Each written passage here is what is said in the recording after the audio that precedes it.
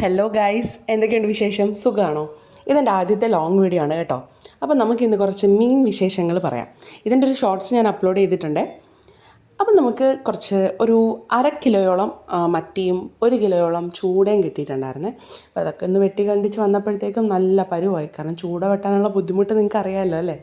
പിന്നെ അത് കുറച്ച് ഉപ്പൊക്കെ ഇട്ട് നന്നായിട്ട് അങ്ങോട്ട് തേച്ച് ഉരച്ച് ഒരു 4-5 വെള്ളത്തിൽ കഴുകിയെടുത്തു.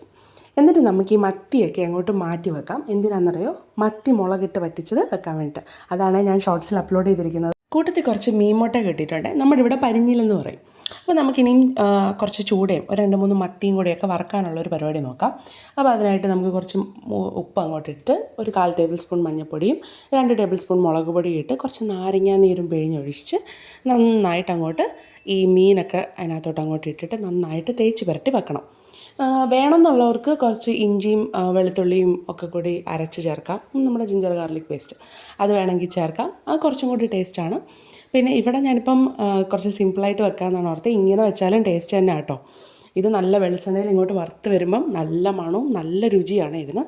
അപ്പോൾ നമ്മളിതൊക്കെ അങ്ങോട്ട് തേച്ച് പുരട്ടി കുറച്ച് വെള്ളമൊക്കെ ഒഴിക്കണം. അത് കുറച്ച് ഡ്രൈ ആയിപ്പോയി നമ്മുടെ മസാല. അപ്പം വെള്ളമൊക്കെ ഒഴിച്ച് നന്നായിട്ട് തേച്ച് പിടിപ്പിച്ച് മാറ്റി അങ്ങോട്ട് വെക്കണം.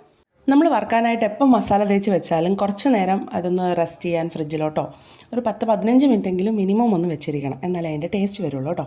അപ്പോഴത്തേക്കും നമുക്ക് മത്തി മുളകിട്ടത് വെക്കാം, മുളകിട്ട് പറ്റിച്ചത് വെക്കാം.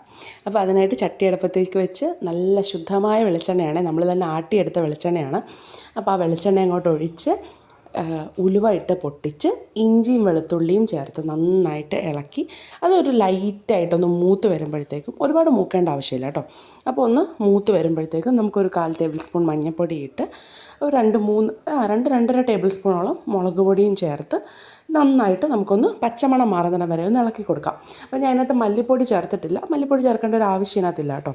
അപ്പം നന്നായിട്ടൊന്ന് പച്ചമണം മാറി വരുമ്പോഴത്തേക്കും ഒരു ഗ്ലാസ് വെള്ളം ഒഴിക്കാം. അധികം വെള്ളം ഒഴിക്കേണ്ട, കാരണം നമ്മൾ പറ്റിച്ചെടുക്കാൻ വേണ്ടിയിട്ടാണല്ലോ. പിന്നെ അതിനകത്തേക്ക് നമ്മുടെ കുടംപുളി അങ്ങോട്ട് ചേർക്കുക. കുടംപുളി ഇല്ലാത്തൊരു മീൻ കറി ചിന്തിക്കാൻ പോലും പറ്റത്തില്ല അല്ലേ.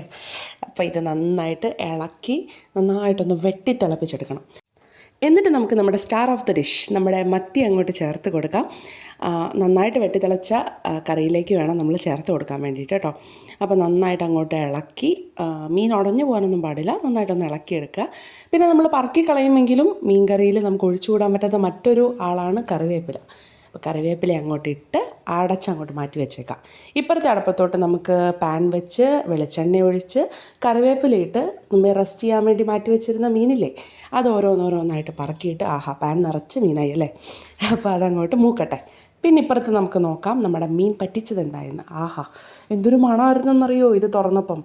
ഒരു തവിയെടുത്ത് അടി ചേർത്ത് അങ്ങോട്ട് ഇളക്കി കൊടുത്ത് നോക്കാം. ഇല്ലില്ല, പറ്റിയിട്ടില്ല, അതവിടെ ഇരിക്കട്ടെ കേട്ടോ. അപ്പോൾ നമുക്ക് ബാക്ക് ടു നമ്മുടെ മീൻ വറുപ്പ്. നമുക്ക് നമ്മുടെ മീനൊക്കെ എടുത്ത് അങ്ങോട്ടും ഇങ്ങോട്ടും ഒക്കെ ഒന്ന് തിരിച്ചും മറിച്ചു വിടാം. അവരവിടെ ഇരുന്ന് 1-2 ഒക്കെ പറഞ്ഞിരുന്ന് മൊരിയട്ടെ.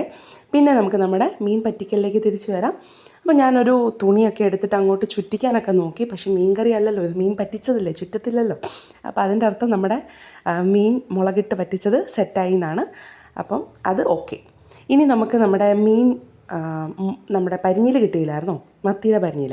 അപ്പോൾ അതിനെ നമുക്കൊന്ന് തോരൻ വെക്കാം. അപ്പോൾ അതിനായിട്ട് നമുക്ക് ചീൻചട്ടി എടുത്ത് അതിനകത്ത് കുറച്ച് വെളിച്ചെണ്ണ ഒഴിച്ച് കടുകിട്ട് കറിവേപ്പിലയും മുളകും ഒക്കെ ഇട്ടൊന്ന് മൂപ്പിച്ച് നമ്മുടെ സവാളയിട്ട് ജസ്റ്റ് ഒന്ന് സെറ്റായി വരുമ്പോഴത്തേക്കും കുറച്ച് ഉപ്പും ഇട്ട് പരിഞ്ഞിയിലും ഇട്ട് അങ്ങോട്ട് ഇളക്കി കൊടുക്കാം.